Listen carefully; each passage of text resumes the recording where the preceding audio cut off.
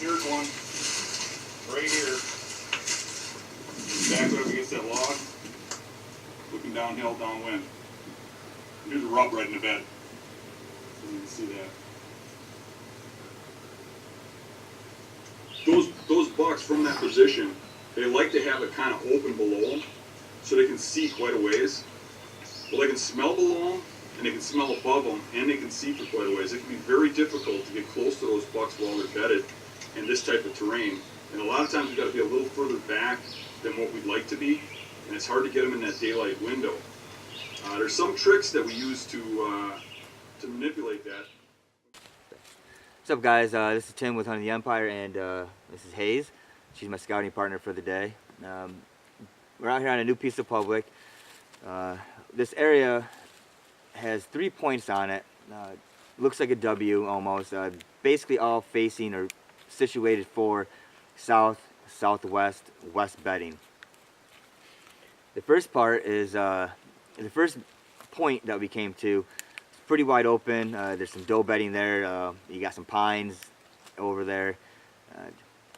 Like I said, some pretty good doe bedding area. Well-used beds, I guess you could say, at least for right now. This timing. Most likely they used it year-round just because of the thermal cover from those pines. Coming from that bedding area to the middle point. Now this middle point is actually not too far off the road. Basically what they did last year, I drove through here and they were doing some logging. What they did is they made a horse parking trailer, or horse trailer parking, sorry, just over behind me. That's kind of why it looks a little open. They made a barricade of probably about 50 yards of just trees. They just pushed everything back, made this area. So I really wouldn't even think about looking over here, but because the points, I actually want to go to the third point. Coming over to the second point, coming below it, right behind the camera down below, I noticed a large amount of rubs. 54 actually, all throughout the years, the past years, new, old, all of it, all of those rubs were facing coming up the hill. So from there, actually skipped coming up top, went around to the third point. Third point had some oaks over there, some doe bedding, really wide open area, little pines here and there, but good circle groups of 6 or 7 beds all through there, some real small tracks coming back. So I came back to this area right down below. All those rubs were concentrated all within a 40-yard span. The other side of the point, nothing coming up it. So coming up the hill, there's 3 or 4 different little benches. Each bench had a rub in it with a bed. Continue on up the hill, I ran into a slight trail that comes across the top of this military crest, and that's what I started running into some bigger rubs coming into this area. Following that trail, which is just 15 yards down below me, I noticed this rub, and there's several rubs all in a circle. Every rub down below had been moving with a purpose, or being made with a purpose, coming up the hill. When I got to this faint trail coming back, which is going north, those rubs were found, basically a rub line coming into it. Now we're into a circle area with rubs. Right behind me, in Hayes, there's a large bed. So from here, knowing what we have in the area, we have doe bedding to the southeast of us, and then to the northwest of us, we have more doe bedding and oaks. On the opposite side of those doe bedding, which is about 1.25 miles away, is a long stretch of ag fields. Last year they had corn. Hopefully they have some beans in it this year. I should be able to do some glassing. So that trail that we came in on, that rub line, was a very faint trail. Just behind me, going back to the north, that trail gets pretty heavy. Those beds below actually came up. The trails were coming up towards me. So they actually kind of funnel over to this one trail, which is all headed back north. most likely because of the oaks, the ag field. There's probably better browsing. So what we're going to do now is we're going to take the orange hat out the bag, hang the orange hat up, and we're going to go just around the corner on that exit route until I can't see that orange hat anymore, and we're going to start looking for a tree to set up on. It's hanging up right above the buck bed.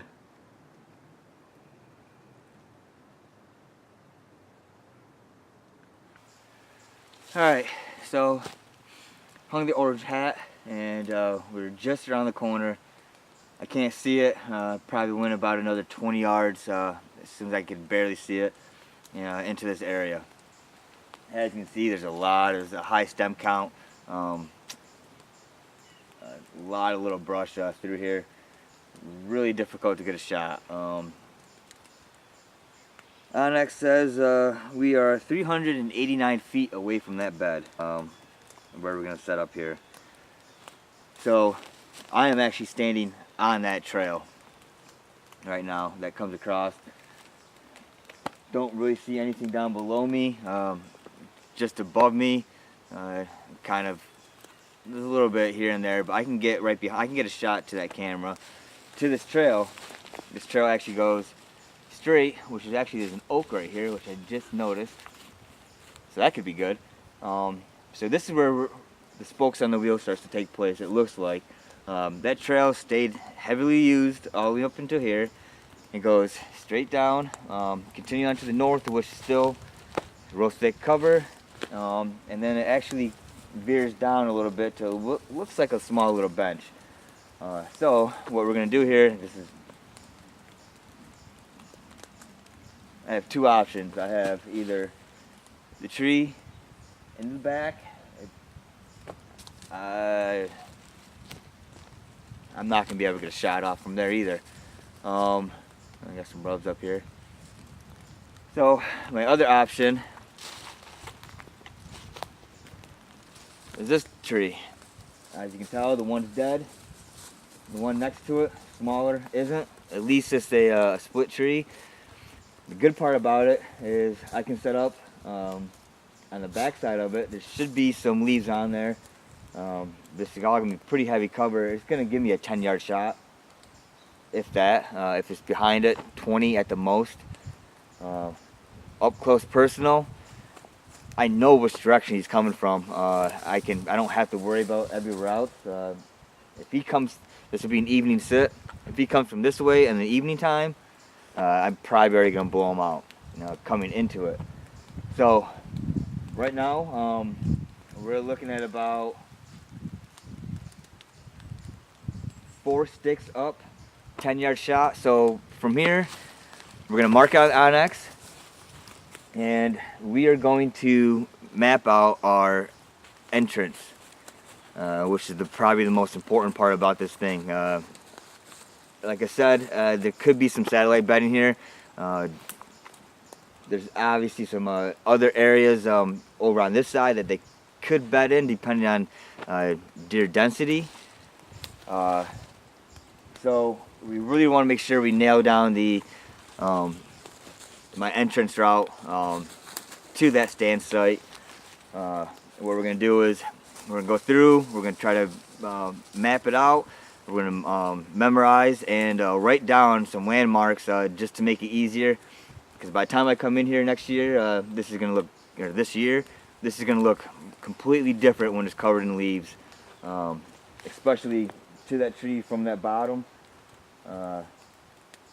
With a high stem count, I have the standing sticks on my back. A lot of the twinging and sticks hitting it could be loud. So I want to make sure that I find myself the clearest possible way. So yeah, that's going to be a setup.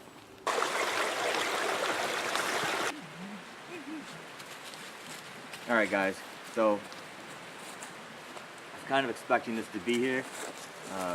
Basically what we have here is a thermal hub. We have the 3 points that we just checked. The first doe bedding, the primary buck bedding area, and then the third doe bedding area. The side that we didn't get to, that we really probably won't today, but would be for bedding just right on the other side of the valley. Those points actually dump into this area too. So right now we have a convergence of points. Trails coming down each point, coming down into this area. Perfect area for every deer to check everybody throughout the whole entire area. This actually is dumping out into those ag fields. So if I can't monitor by glassing from the road, which could be a little sketchy, and people know what you're doing, I can actually get into here, coming up this creek behind, or over the side of me. There's a tree off to the side. This creek should be going pretty much year round. If not, it's got steep enough banks where I don't really see deer coming across back and forth. So I can get to it, I can monitor this. Any deer in the area, any mature buck in the area should be using this, should be checking on it periodically. And then from there, because of that area, the way it is, I'm gonna assume that that buck would be coming from that area, either going to or coming from. So basically that bedding area that we found, there's a possibility that it could be a rut spot, rut bedding, just because between the two doe beds, the sign that's left there. The thing with it is the amount of fresh poopies all over the place. Big soda can sized poop everywhere. So that kind of makes me think it's primary. Won't really know to another couple months. So with that, basically narrowed it down to 2 solid exit routes for them to go, and I can monitor both. Well, with deer, I mean it's deer, so nothing's for certain. So if they decide to go to the south, basically what I'm doing right now is I'm walking down the road. It's got a soft shoulder. I could monitor that bedding area by possibly walking up and down this road, looking at that soft shoulder, looking for tracks, and then the community scrape.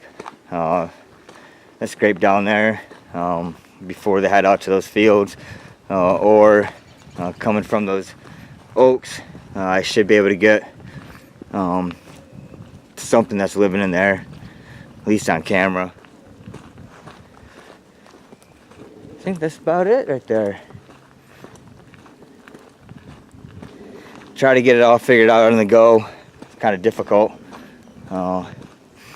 As you're looking at one thing, another thing pops in your mind, and then another thing tells you it's different. So hopefully I didn't confuse you too much. But yeah, until next time.